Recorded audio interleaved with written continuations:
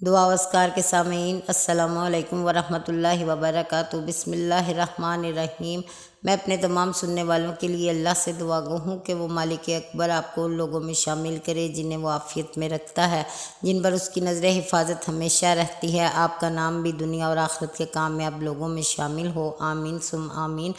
بعض لوگ سوچتے ہیں کہ استعمال شدہ بسیدہ پرانے کپڑے، جوتے، چپل وغیرہ کا کیا کیا جائے، ان کو پھینک دیا جائے یا فروخت کر دیا جائے یا اپنے پاس رہنے دیا جائے، یا پھر بہترین اور اعلیٰ مصرف یہ ہے کہ ان کو کسی مستحق کو دے دیا جائے۔ یہی آج کا موضوع ہے کہ حدیث شریف میں ہے کہ عمر بن خطاب نے نیا کپڑا پہنا، پھر یہ دعا کی، تمام تعریفیں ہیں اس اللہ کے لیے جس نے مجھے ایسا کپڑا پہنایا جس سے میں اپنی ستر پوشی کرتا ہوں، اپنی زندگی میں حسن و جمال پیدا کرتا ہوں۔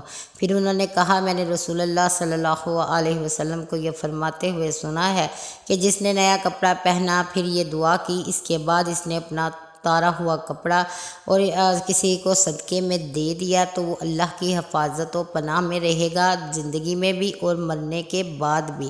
یہ ترمذی شریف کی حدیث ہے۔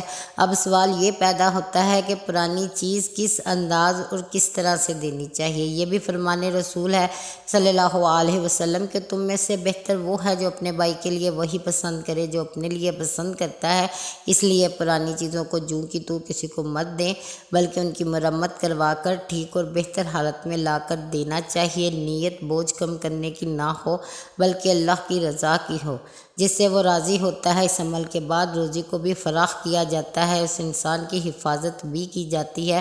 ضروری نہیں کہ یہ پرانی اشیاء دینے کے لیے کسی غریب سے غریب تر کو تلاش کرے، بلکہ سب سے پہلے اپنے گھر میں چھوٹے بڑے بھائیوں میں سے کسی کو دیکھیے، رشتہ دار، دوست احباب، نوکر شاگرد وغیرہ کو دیکھنے کے بعد اگر ان میں سے کوئی مستحق لگے تو اسے دے دیجیے، ورنہ بعد ازاں آپ کوئی بھی کسی کو بھی یہ چیزیں دے سکتے ہیں، لیکن ویسی ہی نہیں دینی جیسی گھر میں پڑی ہوتی ہیں، بلکہ ان کی مرمت کروا کے انہیں ٹھیک حالت میں لا کر دینا چاہیے۔